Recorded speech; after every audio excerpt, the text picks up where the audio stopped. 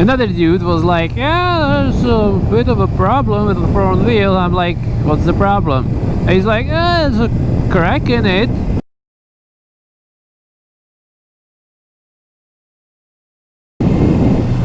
Hello there guys, welcome you to another episode.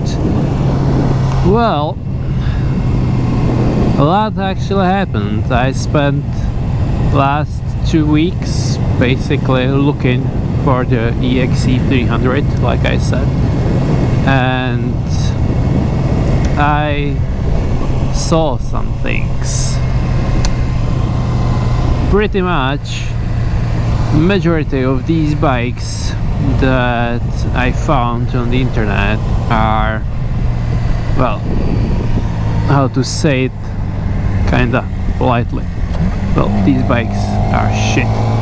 Yeah, they are shit. There's really not a lot of bikes that actually are worth the money that the seller wants for it. These bikes are beat up pretty hard. I kinda don't like it.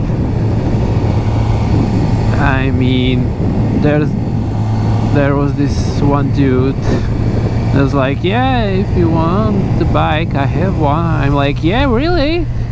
Let's talk about it.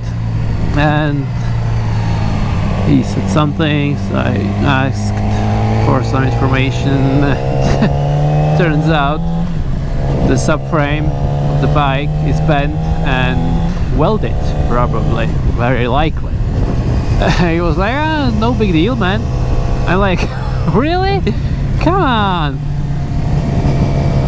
And that's not all of it, because the coolers were bent as well.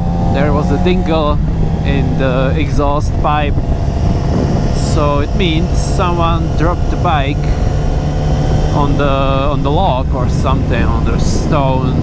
Man, I don't know, there's so many options. And what it does, this heat is going to bend the exhaust pipe, so it actually won't fit anymore for the bike. And that's really bad, because if it doesn't fit, it doesn't seal properly, then the exhaust starts to leak, the exhaust pipe. And as time goes by, the round thingy, the header in the cylinder, will be not round, it will be oval over time. So no matter what new exhaust pipe you will fit on the bike, it's never going to seal, because the header in the cylinder will no longer be round as it should be. So yeah, it's kinda a big problem for these bikes, so yeah, fuck that. Another problem is I was unable to find a bike that hasn't front wheel bent, because that's impossible to find this bike. All of these bikes I found had a problem with the front wheel. It's either bent or the spokes are loose or something. Come on, I know the front wheel is gonna take a lot of beating, because these bikes do enduro shit. I know, it's old bikes, I know, it's like 8 years or something. That's a lot, because I actually wanted 08, 09, maybe 10, fuck that.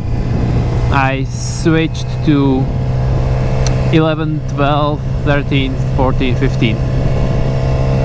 Looks like these bikes are not that beaten up, but man, it's so hard so hard. The front wheel is actually kinda, I don't know, you could say it's minor damage, but it's really not, because new wheel, it's gonna cost me a lot of cash, and obviously you don't want that, right?